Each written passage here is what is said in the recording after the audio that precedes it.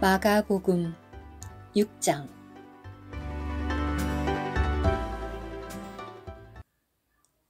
예수님께서 그곳을 떠나시어 고향으로 가시니 제자들도 따라갔다.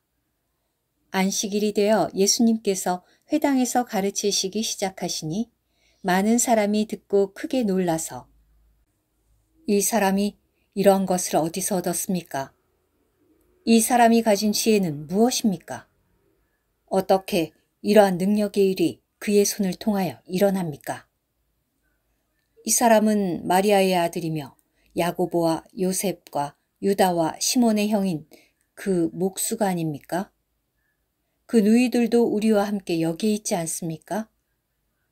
라고 하며 예수님으로 말미암아 실족하니 예수님께서 그들에게 말씀하셨다.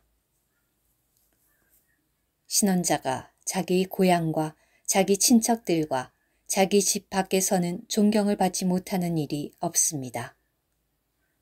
거기서는 예수님께서 아무 능력의 일도 행하실 수 없으셨고 다만 몇몇 환자에게 안수하시어 고쳐주셨을 뿐이었다. 예수님은 그들이 믿지 않는 것을 이상하게 여기셨고 마을들을 두루 다니시며 가르치셨다. 예수님께서 12를 부르시어 둘씩 보내시며 더러운 영들을 제압하는 권위를 주시고 분부하셨다.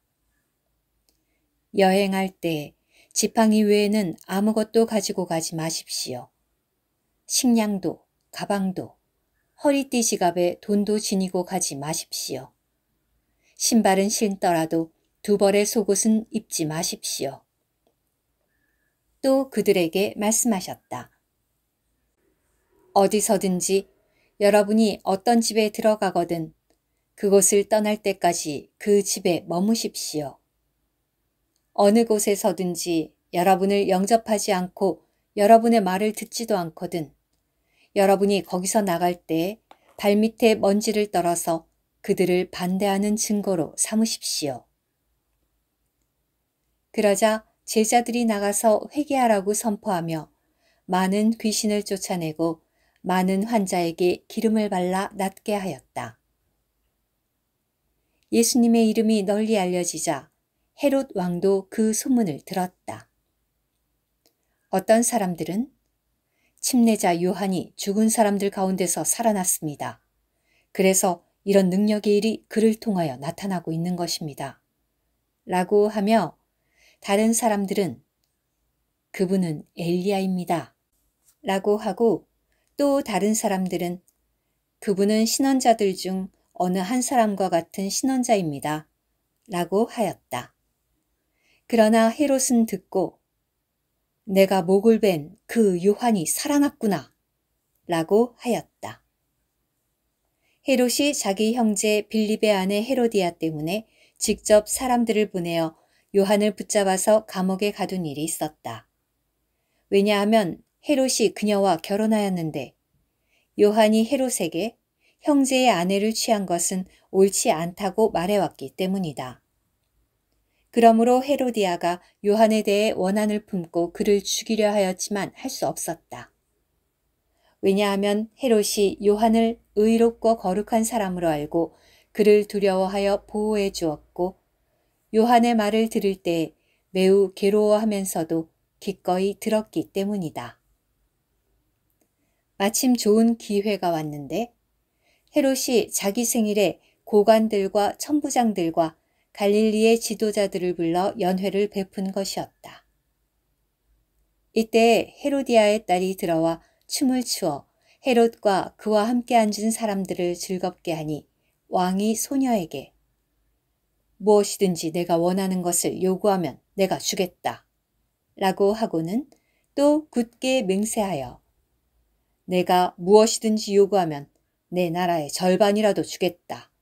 라고 하자 소녀가 나가서 자기 어머니에게 내가 무엇을 요구할까요? 라고 하니 침례자 요한의 머리 라고 그 어머니가 대답하였다. 그러자 곧 소녀가 왕에게 급히 돌아와 침례자 요한의 머리를 쟁반에 담아 당장 내게 주십시오. 라고 하니 왕이 몹시 근심하였으나 자기가 한 맹세와 상에 앉은 사람들 때문에 거절할 수 없어 즉시 호위병을 보내어 요한의 머리를 가져오라 명령하였다. 호위병이 나가 감옥에서 요한의 목을 베어 머리를 쟁반에 담아 소녀에게 주니 소녀가 그것을 자기 어머니에게 주었다. 요한의 제자들이 그 소식을 듣고 와서 그의 시체를 가져다가 무덤에 장사하였다. 사도들이 예수님께 모여 자기들이 행하고 가르친 모든 것을 보고하니 예수님께서 그들에게 여러분은 따로 외딴 곳에 가서 잠시 쉬십시오. 라고 하셨는데 왜냐하면 오고 가는 사람들이 많아 그들이 음식 먹을 겨를도 없었기 때문이다. 그러자 그들이 배를 타고 따로 외딴 곳으로 가는데 이것을 본 많은 사람이 그들을 알아보고 온 동네에서 빠른 걸음으로 함께 달려가 그들보다 먼저 도착하였다. 예수님께서 배에서 내리시어 큰 무리를 보시고 목자 없는 양과 같은 그들을 불쌍히 여기시어 많은 것을 가르치시기 시작하셨다. 날이 저물자 제자들이 예수님께 나와 말씀드렸다. 이곳은 외딴 곳이고 때도 이미 늦었으니 사람들을 보내시어 주변에 있는 시골과 마을로 가서 자기 먹을 것을 사게 하십시오. 그러나 예수님께서 제자들에게 여러분이 그들에게 먹을 것을 주십시오. 라고 하시니 제자들이 예수님께 우리가 가서 200데나리온 어치의 떡을 사다가 이 사람들을 먹이란 말씀이십니까? 라고 하였다. 예수님께서 제자들에게 여러분에게 떡이 몇 개나 있습니까? 가서 보십시오. 라고 하시니 그들이 알아보고 떡 5개와 물고기 2마리가 있습니다. 라고 하자 예수님께서 제자들에게 지시하시어 모든 사람을 풀밭에 한 무리씩 자리 잡아 앉게 하셨다. 사람들이 100명씩 50명씩 무리지어 앉으니 예수님께서 떡 5개와 물고기 2마리를 가지시고 하늘을 우러러 보시며 축복하시고 떡을 떼시어 제자들에게 주시며 사람들에게 나누어 주게 하였다. 그리고 물고기 2마리도 모두에게 나누어 주셨다. 그들 모두가 배불리 먹었으며 제자들이 남은 떡 조각을 거두니 12바구니에 가득 찼으며 남은 물고기도 거두었다. 떡을 먹은 사람들은 남자만 5,000명이었다.